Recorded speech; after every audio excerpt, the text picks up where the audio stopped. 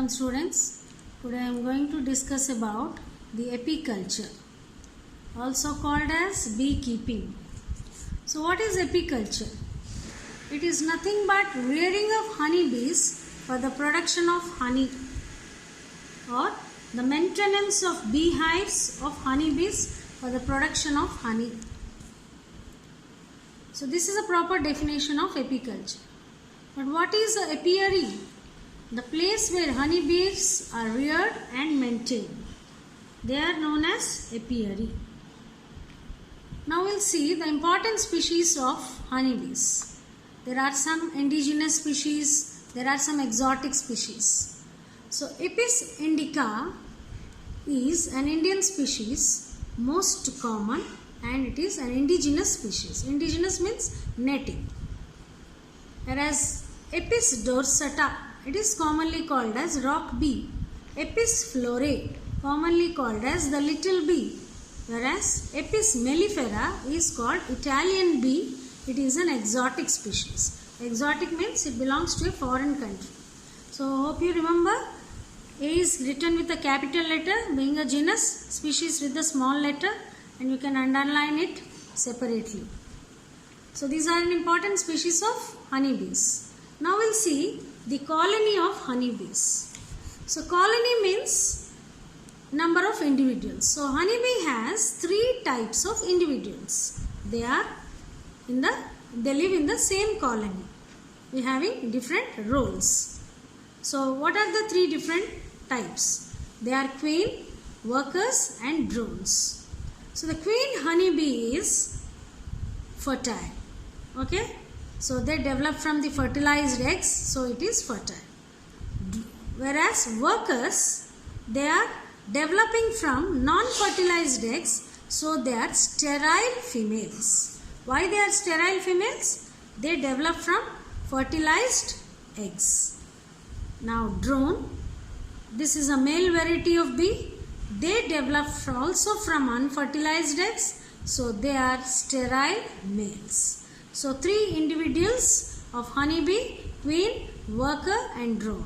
Male is only one called drone. The rest 2 are female. The queen is the fertile female, worker is the sterile female. See the proper management of beehive. So what it should include? So management of beehive includes the quality of flora.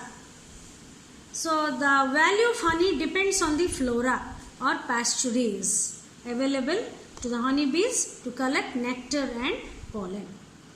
The next is location or distance of flora from the hive. Okay, the flora or pasturages, what is the distance from the hive? That is also an important factor in the management. The next, size of the beehive. Size of the beehive. Okay. The next, honey flow period.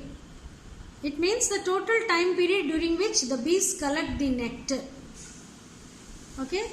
The time period during which the bees collect the nectar is called honey flow period. The next factor is low rate of swarming. So beehive must also involve low rate of swarming. That means, what is swarming? Moving of the queen honeybee from the old hive to a new place is known as swarming. So swarming rate should be very low. Then only the beehive can be properly managed. Then the beehive should be free from disease and pest. So we must control, there should be a control of the disease and pest. So all these are the various factors which are involved in the management of beehive. Then next, why the rearing of honeybee is done? What is the importance of honey? We will see now the uses and advantages of honey. Honey is an important food supplement. Yes, it is a rich source in the fructose, sugar like fructose, glucose, sucrose, and minerals like calcium and iron. So it is an important food supplement. The next, it is also a source of beeswax, royal jelly, and bee venom. It also has some medicinal value. It is treated for indigestion, It is a good source of vitamin B1, B6, C and D. And sometimes it is used as an antiseptic too. So these are the advantages of honey. The next slide is on pisciculture. After apiculture, we are going to see now what is pisciculture. Pisciculture is nothing but it is fish farming. The other name for pisciculture is fish farming. So it is also a technique which is engaged for catching, processing and selling of the aquatic animals like prawns, lobsters, crabs, fishes, etc.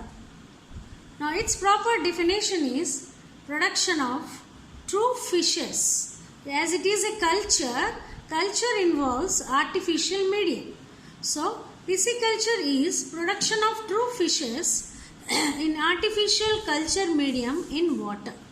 Okay, the culture should be done in water artificially. Hence it is also called as underwater agriculture. So this is the proper definition. Now we know that the pisciculture is a well organized process. Now we'll see the two types of fisheries. They are marine fisheries, two types of fisheries, captive fisheries and culture fisheries. Okay, captive fishery and culture fisheries. Captive fisheries means the fishes which are obtained from natural resources, they are known as captive fisheries. So natural resources may be marine water or the fresh water or inland water like lakes, rivers, etc., ponds, etc. Then what is culture fisheries? Culture fisheries means the fishes which are obtained by the culture and of course in artificial system or medium. So this is a brief idea about pisciculture. Next we are going to see the important edible fishes. These are the freshwater fishes and these are the marine fishes. So let us see some examples of freshwater species. Katla. It is common name is katla.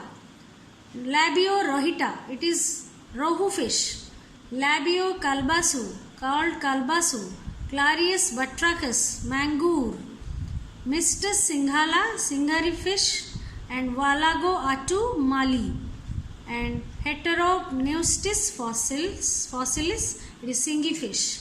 All these are the freshwater fishes. Okay. Now let us see about the marine fishes.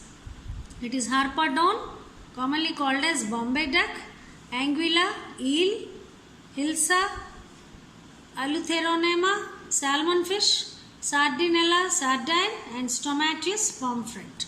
Thank you. We'll continue in the next part.